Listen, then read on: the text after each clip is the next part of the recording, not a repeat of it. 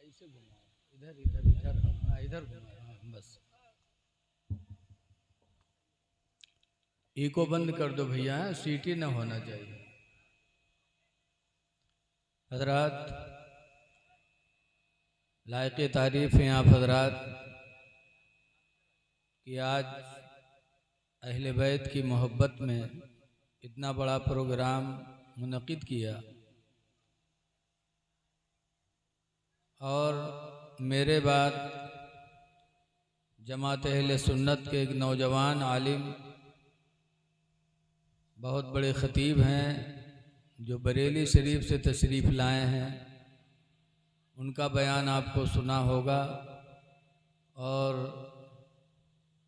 बहुत बड़े शायर भी तशरीफ़ रखते हैं। नाम मैं नहीं बताऊंगा, नाम बताएंगे नादिम साहब। 11 बजने वाले हैं, इसलिए मैं बैठ गया।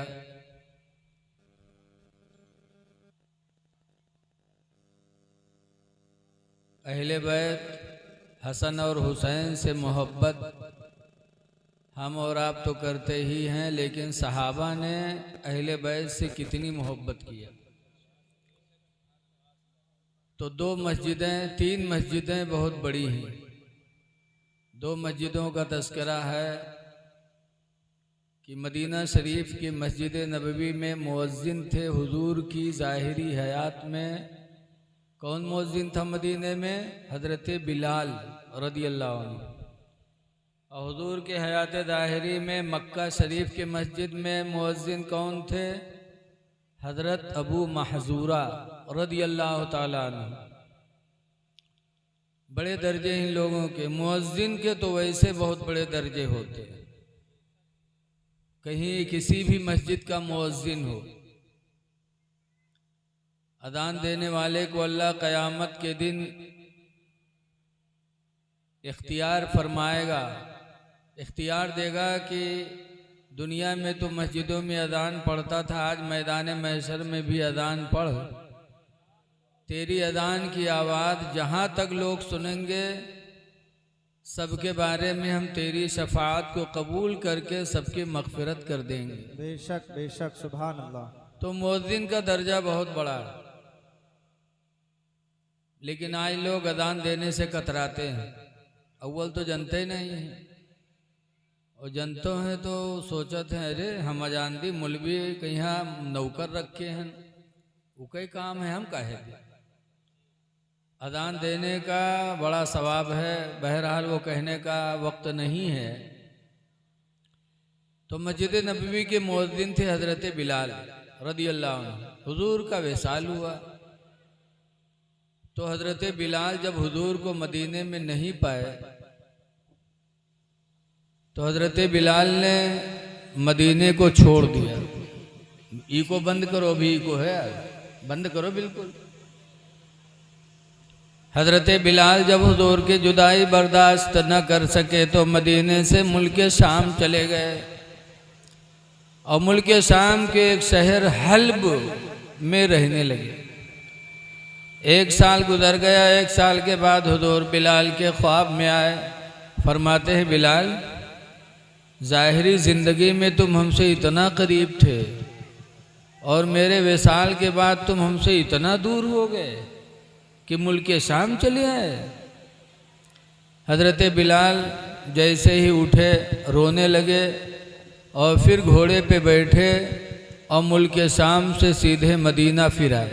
1 साल के बाद आए, हुजूर के रोज़े पे गए और हुजूर की कब्र अनवर से चिपट गए और चूम चूम के कब्र अनवर को रोने लगे। तो उस वक्त मदीने का हाकिम था मरवान, बड़ा नालायक इंसान था। मरवान ने डांटा, कहा बिलाल कब्र को चूम रहे हो, दूर हो जाओ, कब्र को चूमना मना है। तो हज़रत बिलाल ने कहा था, तू हमसे ज़्यादा दीन जानता है? पूरी ज़िंदगी में अपने पैगंबर के साथ रहा, तू हमसे ज़्यादा दीन जानता है? हज़रत बिलाल ने उसे डांटा तो चुप हो गया।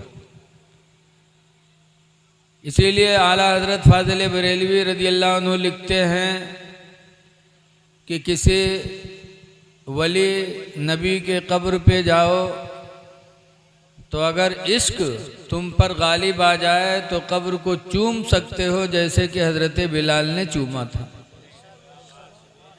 और अगर तुम पर अदब गालिब आए तो अगर अदब गालिब आ जाए तुम पर तो न चूमो, कब्र से 3-4 हाथ दूर खड़े रहो, जैसे दुनिया में उनके सामने खड़े होते थे। दोनों रास्ता आला हजरत फाजिल बरेलवी ने बताया। बहरहाल मदीने मुनव्वरा में शोर मची कि मस्जिद नबवी के मुअज्जिन हजरत बिलाल आ गए। तो मदीने के लोग जमा हो गए। कहा, बिलाल, हम लोगों के कान तरस गए, 1 साल हो गया आपकी आवाज़ नहीं सुनी। बिलाल, वो अज़ान सुना दो जो रसूलुल्लाह सल्लल्लाहु अलैहि वसल्लम के ज़माने में सुनाया करते थे। जब सब ने कोशिश किया तो हज़रत बिलाल ने ना बोल दिया। कहा ना। कहा क्यों? कहा हुजूर के वक्त में जब मैं अज़ान देता था और सरकार के नाम पर पहुंचता था, अशहदु अन्ना मुहम्मदुर रसूलुल्लाह सल्लल्लाहु अलैहि वसल्लम, तो आंखें खोलकर अपने नबी को देख लेता था। और अब मैं देख नहीं पाऊंगा, इसलिए मुझे बर्दाश्त नहीं है, मैं अज़ान नहीं पढ़ पाऊंगा। मदीने के सारे लोग कोशिश करके मजबूर हो गए। तब लोगों ने कहा, बिलाल किसी की नहीं मानेंगे, रसूलुल्लाह सल्लल्लाहु अलैहि वसल्लम के नवासों को बुलाया जाए, हसन हुसैन को बुलाया जाए, उनकी बात बिलाल नहीं टालेंगे। तब हसन हुसैन बुलाए गए। हजरत हुसैन आए, हजरत बिलाल का हाथ पकड़ा और मस्जिद नबवी की छत पर लेके गए और कहा, बिलाल, तुम्हें खुदा का वास्ता है वो अज़ान सुना दो जो रसूलुल्लाह सल्लल्लाहु अलैहि वसल्लम के ज़माने में सुनाते रहते थे। हम लोगों के कान तरस गए बिलाल वो आवाज़ सुनने के लिए, सुना दो। जब हज़रत इमाम हुसैन ने कहा तो हज़रत बिलाल ने हुसैन की बात टाली नहीं, खामोश हो गए। और फिर हज़रत बिलाल अज़ान पढ़ने लगे।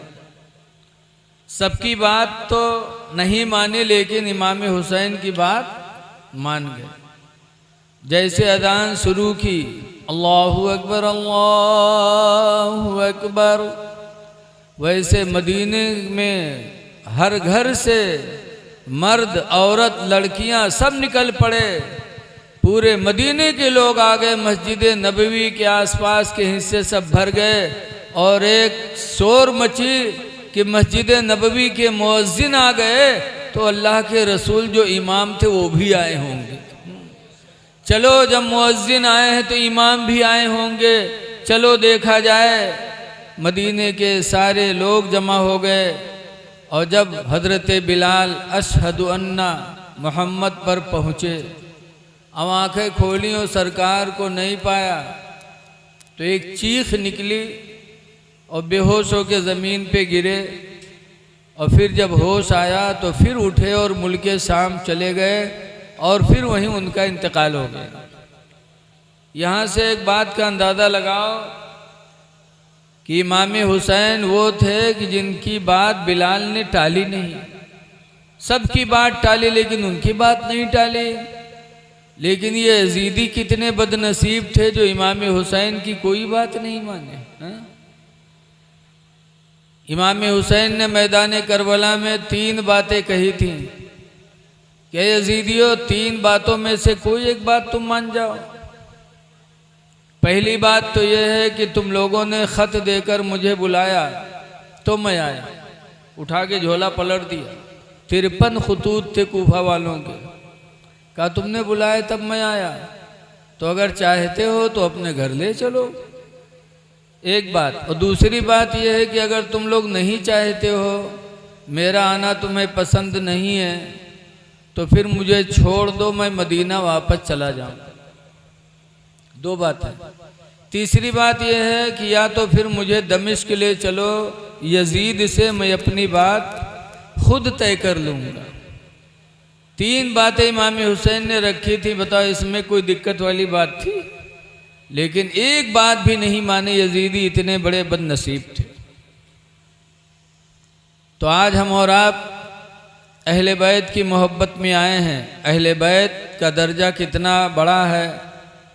मौलाना हसन रज़ा खां बरेलवी आला हजरत के छोटे भाई फरमाते हैं कि किस ज़बान से हो बयान मदह शान अहले बैत, किस ज़बान से हो बयान मदह शान अहले बैत, मदह गोए मुस्तफ़ा हैं मदह खान अहले बैत। बेशक और जिनकी पाकी का खुदाए पाक करता है बयां। सुभान अल्लाह, सुभान अल्लाह। अहले बैत की पाकी अल्लाह ने कुरान में बयान किया। बेशक अल्लाह फरमाता इन्नमा युरीदुल्लाहु लियुज़हिबा अन्कुमुर रिज्सा अहलल बैत, बेशक अल्लाह अहले बैत से गंदगी को दूर करना चाहता है। वयुतहिरकुम ततहीरा, और तुमको खूब खूब पाक करना चाहता है। बेशक बेशक अहले बैत की पाकी कुरान में आई। लिहाजा है लोगों, अहले बैत से मोहब्बत रखते हो तो तुम भी पाक रहा करो, पाको साफ रहा।